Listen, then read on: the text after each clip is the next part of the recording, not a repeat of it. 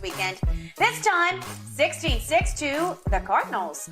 Brady, he was able to knock things up. He forced overtime. Tampa would then go on to win 19-16. Brady's final stat line finishing with just under 300 passing yards, 1 touchdown, 2 interceptions. Shannon, on a scale of 1 to 10, how unimpressive were Brady and the Bucs? A 10, if that makes sense, because this was very unimpressive, Skip. This was a really bad team beating a worse team with a backup to the backup quarterback. So you got a 6-8 team that beat a 4-10 team with a backup to the backup and needing overtime to get it done. Skip, Tom Brady looks bad. I mean, there is no way around it. And I've said this before. As I started to age, I started to realize I just can't summons it up for the entirety of the game like I once could. I can have a game, Skip. I can go get you 100 yards. Or I can play really, really well for a quarter or two. But to do that over and over and repeat, I couldn't do it. And we're starting to see that with Tom Brady. Tom Brady has a couple of drives, and all you hope is his defense can hold long enough so they're in the game still, and he can put those 2 drives together at the end of the game like he did yesterday. Because other than that, let's DJ drop the track. I want to show some of the throws that Tom missed on, that this is routine. Now, this is a touchdown. Bro, come on, Tom. This is okay, I get that. You know, you dirty that one. But look at me. Skip, what is this? He's just throwing the ball up. I hope Mike Evans is down there somewhere and make a play. I mean, that right there, I mean, that's pitch and catch right there. I mean, that's like, wow. Okay, you see here, Wilson jumps in the trail position. Why would you throw that? I don't know. It's a bad idea. Yeah, I mean, you see the guy jumps in the trail position. Anytime a guy lets the DB, the wide receiver free release, Skip, and jumps in that position, he knows he has help over the top. He's not going to let you throw anything underneath.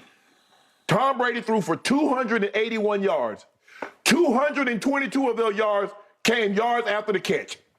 It is hard to produce points when all you do is throw the ball behind, at, or near the line of scrimmage. Because you're asking your guys, the Leonard Fournette, the 40-plus yarder, Skip, he was a swing pass. It was a screen pass. Yes. He swung that to him. He caught it behind the line of scrimmage. He broke 3 tackles and off to the races. He went. Agreed. That wasn't a push the ball down the field. And when you see Tom Brady push the ball down the field, it's either picked off or it's a huge misfire. And for the 3rd straight week, he's had at least 2 interceptions. A guy that went like 9-10 weeks and had 1 pick, now look. He's not the same quarterback. And at some point in time, we've got to say a lot of the offensive problems, it's Tom Brady's fault. We can blame the offensive line. Yeah, the offensive line is what it is. We knew they were going to be a problem anyway because so many guys are retired. They lost guys via free agency and whatever the case may be. But it's becoming more increasingly obvious to anybody that really studies the game and knows the game. Tom Brady is afraid to get hit. That's why he's getting the ball like quicker and quicker. I don't trust you guys up front that's blocking for me. I know who you are. And so I don't trust you. So the ball is coming out extra quick. If you want to produce points, Skip, you got to stand in there. And one thing Tom Brady could do, he could look down the gun barrel and not flinch. Now, if they get close, he flinches. You're not going to hit me. So with that being said, Skip, Tom can summons it up for a couple of drives a game. And if his defense is strong enough to hold on until those last 2 drives, you'll get the Saints. You'll get the Rams. You'll get the Cards. But for the most part, Skip, it's been bad. It's looked awful.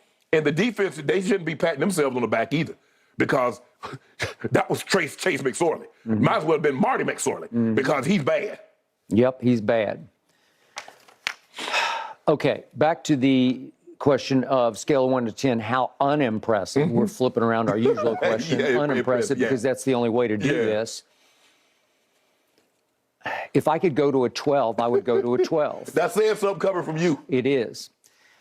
If there's such a thing in the National Football League as a moral loss, as the opposite of moral victory, this was a moral loss for the Tampa Bay Buccaneers. If I'm a Buck on that flight home, I'm thinking, who the hell are we and what are we doing?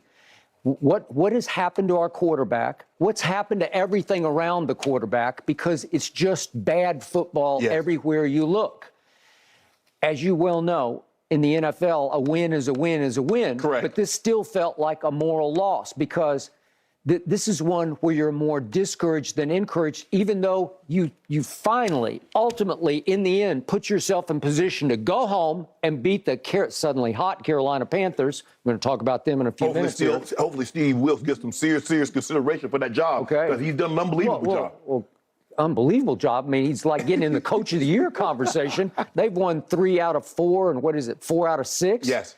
They're right there. Right there. All they did was beat the Buccaneers 21-3 at Carolina. 21-3 at Carolina. What? So back to what happened last night. It's the first time. Remember, against Cincinnati, I was clinging to the first half against Cincinnati. Brady was really good. Right. He was 17-23 for almost 200 yards against a very good defense. Yes. Arguably the best team in the AFC and arguably the best defense in the AFC. This was at Tampa. He looked really sharp in the first half. Then he imploded in the third quarter in ways I've never seen him implode for one quarter, and he almost had 4 turnovers in that. There was one early in the fourth, but you might as well say he had 4 turnovers in about a quarter. What? And so he comes up last night gun shy. He's feeling the heat. Yeah. He's feeling the pressure. He's feeling like this is what they call in baseball when a pitcher is too fine, like you're trying to just aim it. You can't aim it. So if we could see the throw to Julio, this is about as wide open as Julio has gotten all year because he's about a shell of himself. Right. And Brady's like, I gotta. No, you don't got to. You're going to try to place it as finely as you can. And that's a throw that Brady makes in his sleep in the good old days, where you just come up and you see it, you feel it, and you throw it. I think, and I'm not the biggest. I'm not here to try to defend Brady, but I think what he's thinking, Julio, take that to the back pylon because I got it. Because Brady can see what Julio can. Julio's like, I'm wide open. But it's the 35 is going to sink on that play. But you're overthinking it. Yes. You just have to put it in his hands. And by the way, he did, I didn't ask for this video, but you remember the first throw of the game was a deep throw that hit Julio right in the hands, and the kid just runs into him and interferes. Right. That was a nice throw, but that was maybe the best downfield throw he had all night, and it was pass interference that set up this throw right here. Also, Skip, how much practice time are these receivers getting with Tom? I don't know. Because that's something, because it seems like... Well, I don't think Julio can practice at all. Because he came in with the bad knees, had a bad wheel the whole year. And then Mike... And by the way, after that play, he didn't play much more until the very end of the game. Right. I don't know what's going on with him. Okay? So there was this story that we didn't get to talk about that came out after our show on Friday. I kept saying all year, Gronk, come save your boy. And according to Rick Stroud, Gronk called the front office. I don't know if he talked to one of who might have gone to the top, to the owners, but he called to say, hey, I'm interested in coming. This was in early November. I'm interested in coming back. I'm sure they went back and forth about money, which they have none left.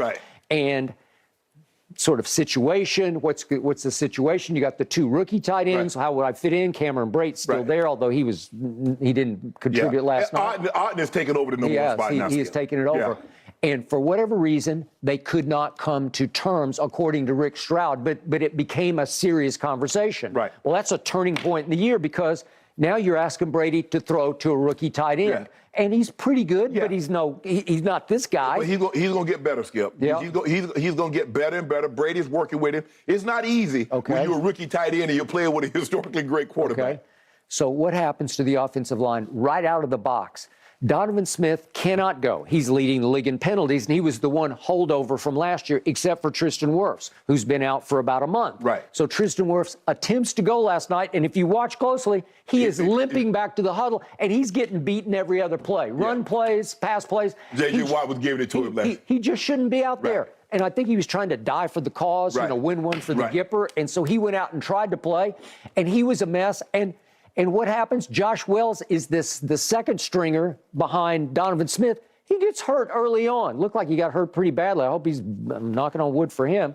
And all of a sudden, somebody named Brandon Walton is at left tackle who is undrafted out of Florida Atlantic. Well, you know what Brady's thinking? I'm in trouble back here. I'm a sitting duck. And J.J. Watt starts lining up over there. And all of a sudden, J.J. Watt started looking like T.J. Watt, didn't he? And all of a sudden, I'm looking at, they got a bunch of other kids in there, that Cameron Thomas they drafted in the 3rd round out of San Diego State.